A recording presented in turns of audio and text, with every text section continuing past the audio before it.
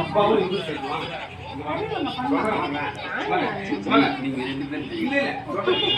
நீங்க ராணி செஞ்சாவே இருக்கு.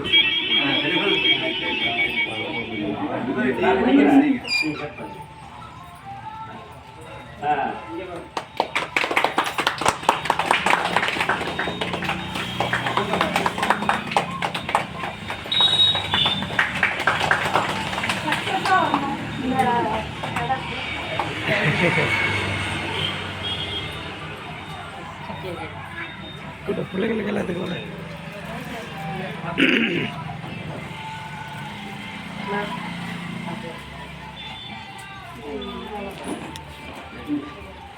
ஆள் வச்சு கொடுமா.